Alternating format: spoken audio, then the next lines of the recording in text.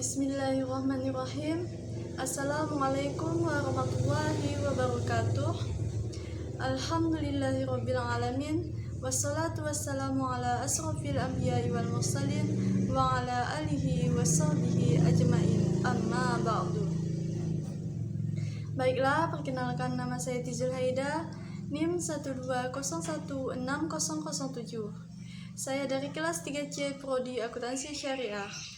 Alamat asal saya dari Kecamatan Jawai, Kabupaten Sambas, dan tujuan saya untuk membuat video kali ini yaitu untuk memenuhi tugas mata kuliah Islamic Marketing dan Manajemen yang diampu oleh Bapak Adi Mursalin, SEMM.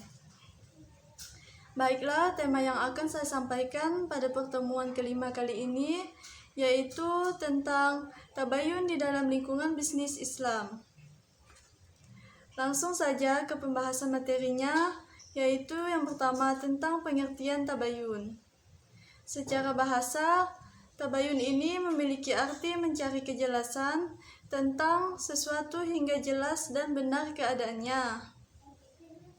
Sedangkan secara istilah adalah meneliti dan menyeleksi berita. Tidak tergesa-gesa dalam memutuskan masalah, baik di dalam hal hukum, kebijakan, dan sebagainya, hingga jelas dan benar permasalahannya. Dan tabayun ini merupakan salah satu tradisi umat Islam yang dapat dijadikan solusi untuk memecahkan suatu permasalahan. Tradisi ini digunakan terutama untuk menyelesaikan masalah di dalam masyarakat. Tabayun ini sangat penting di dalam pemasaran karena pada saat kita ingin membeli suatu barang, kita harus meneliti dalam membeli barang yang kita inginkan dan harus mencari kejelasan dari barang yang akan kita beli dengan jelas dan benar keadaannya. Ada salah satu surah yang menjelaskan tentang tabayun ini, yaitu pada Quran surah Al-Hujurat ayat 6 yang berbunyi,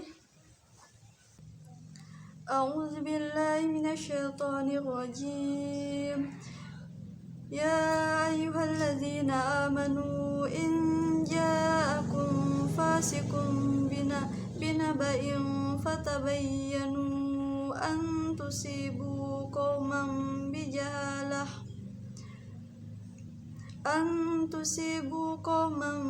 bijahalatin fatusbihu ala ma fa'altum nadimin.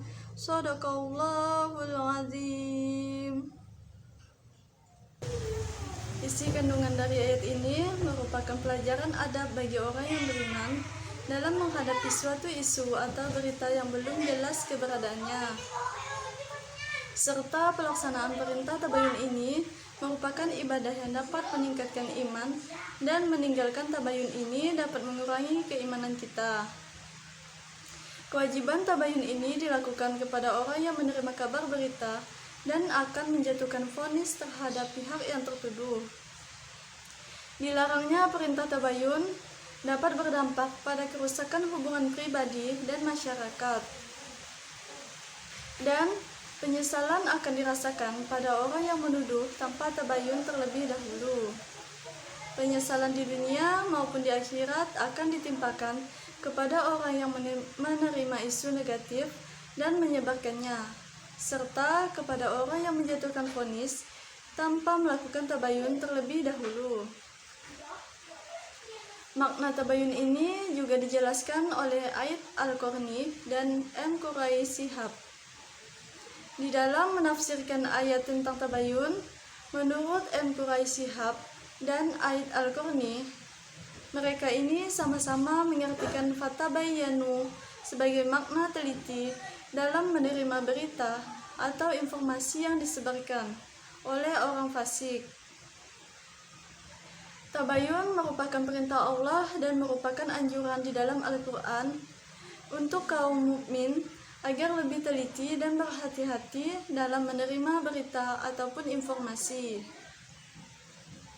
Selain itu juga ada perbedaan di dalam penafsiran tabayun ini, yang mana M. Qurai Shihab dalam menafsirkan ayat tentang tabayun di dalam Quran surah Al-Hujurat Ayat 6 menjelaskan bahwa berita yang beredar di masyarakat harus diteliti kebenarannya, dan orang yang menyampaikan berita atau dalam hadis disebut para perawi hadis atau orang yang meriwayatkan hadis.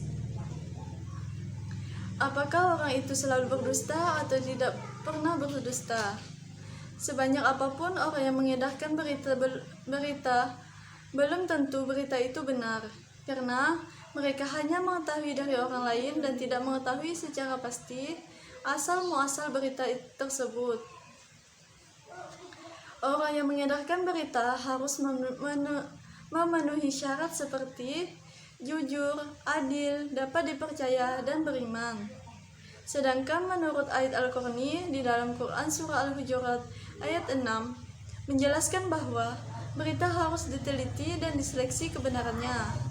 Jangan sampai salah orang dan jangan sampai menyakiti hati orang yang tidak bersalah, dan jangan menyesal karena kekeliruannya menuduh orang lain yang tidak melakukan kesalahan tersebut. Selain itu, Allah juga mengingatkan kita di dalam firman-Nya, yaitu Quran Surah Al-Isra ayat 36 yang berbunyi, A'udzu billahi minasyaitonir rajim. Wala taqfu ma laysa laka bihi 'ilm. Innas sam'a wal basara wal fu'ada kullu ulaika kana 'anhu mas'ula. Shadaqallahul azim. Isi kandungan dari ayat ini yaitu apa yang Anda dengar, apa yang Anda lihat, dan apa yang terlintas di pikiran Anda yang Anda tidak tahu pasti persoalannya, lalu Anda mengambil sikap menyangkut hal-hal itu, maka Anda akan dimintai untuk mempertanggungjawabkannya. Ayat ini juga berkaitan dengan pemasaran yang dilakukan oleh suatu perusahaan, yaitu jangan mudah percaya dan mengikuti suatu hal yang kita tidak ketahui hanya dengan mendengar omongan orang lain yang berkata bahwa produk yang dipasarkan oleh suatu perusahaan tidak bagus.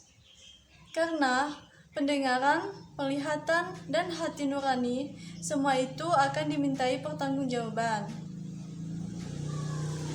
Pada masa turunnya ayat Tabayun, penyampaian berita masih memakan waktu yang lama, karena belum ada teknologi komunikasi sehingga informasi bisa simpang siur. Pesan yang disampaikan hanya terekam di dalam memori manusia, dan ketika diteruskan kepada orang berikutnya, sangat mungkin terjadi pengurangan, penambahan, bahkan distorsi. Masalah ini bisa diatasi setelah munculnya budaya tulis di suatu masyarakat. Akan tetapi, di masa modern ini, kesimpang siuran informasi semakin marak terjadi karena mudahnya orang menyampaikan informasi atau berita melalui berbagai media, sehingga di dalam pemasaran ini juga sangat dipengaruhi oleh globalisasi informasi dan komunikasi, di mana globalisasi informasi dan komunikasi ini merupakan ruang lingkup yang berisi tentang berita dan pembicaraan dari pihak ke pihak. Adapun pengaruhnya yaitu sebagai berikut. Yang pertama, peningkatan kecepatan, kemudahan, serta akurasi dalam pertukaran informasi. Perkembangan peralatan teknologi informasi dan komunikasi membuat globalisasi komunikasi berjalan semakin pesat. Kemudian yang kedua, yaitu membuka pasar baru. Dengan adanya globalisasi komunikasi dan informasi ini, membuat semakin mudahnya komunikasi dan informasi bisnis lintas budaya, membuka peluang pasar baru. Permintaan akan produk atau jasa dari suatu negara dapat datang dari negara manapun dengan akses langsung. Kemudian, Di dalam tabayun ini juga memiliki beberapa model riset, antara lain yang pertama, riset bayani, yaitu penelitian yang ditujukan untuk mengenai gejala alam dengan gejala gerak-gerik dan prosesnya.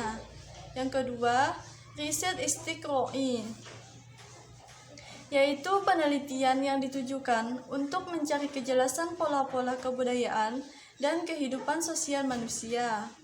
Yang ketiga, riset jadali, yaitu riset yang dimaksudkan untuk mencari hakikat atau kebenaran yang dipasarkan oleh cara berpikir rasional. Yang keempat, riset burhani, yaitu riset untuk tujuan eksperimen. Misalnya, atas temuan obat tertentu yang dilakukan tes laboratorium. Yang kelima, riset irfani, yaitu riset yang secara spesifik menjelajah hakikat ajaran Islam. Pada gilirannya menghasilkan ilmu tasawuf. Dan tabayun ini juga memiliki beberapa tujuan, yaitu yang pertama, untuk menjaga keharmonisan umat manusia. Yang kedua, untuk menjaga jiwa dan harta manusia. Yang ketiga, pertanda kematangan akal dan cara berpikir manusia.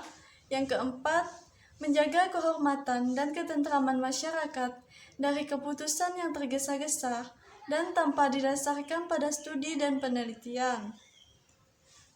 Yang kelima, untuk menjauhkan keraguan serta bisikan dan tipu daya dari setan. Yang keenam, untuk mengokohkan kaum muslim. Selanjutnya mengenai lingkungan bisnis di dalam perspektif Islam. Lingkungan bisnis Islam adalah segala sesuatu yang mempengaruhi aktivitas bisnis di dalam suatu lembaga organisasi atau perusahaan yang mana harus sesuai dengan syariat-syariat Islam. Lingkungan bisnis ini memiliki beberapa variabel, yaitu yang pertama, variabel sosial. Variabel ini memiliki beberapa faktor seperti faktor demografik atau demografis, seperti jumlah penduduk, komposisi, keadaan wilayah, dan pertumbuhan penduduk. Kemudian yang kedua, faktor gaya hidup, selera masyarakat, tren yang sedang digandrungi, dan lain sebagainya. Kemudian faktor nilai sosial, adat istiadat, nilai dan norma yang berlaku, kebiasaan, dan lain-lain. Kemudian variabel ekonomi. Ini berkaitan erat dengan indikator ekonomi yang bersifat umum, mengukur tabungan, investasi, produktivitas, lapangan kerja, kegiatan pemerintah, transaksi perdagangan internasional, pendapatan produk nasional, dan lain sebagainya. Kemudian yang ketiga, variabel politik. Faktor-faktor yang terkait dengan kondisi atau iklim perpolitikan di suatu daerah. Yang keempat, variabel teknologi. Kemajuan di bidang teknologi yang berubah-ubah dari waktu ke waktu, yang terkadang sangat cepat, sangat mempengaruhi dunia usaha. Perusahaan yang statis dan tidak mengikuti perkembangan teknologi ini cenderung tertinggal dibandingkan dengan perusahaan yang terus-menerus melakukan perkembangan teknologi ini. Untuk membuat operasional usaha menjadi lebih efektif dan efisien.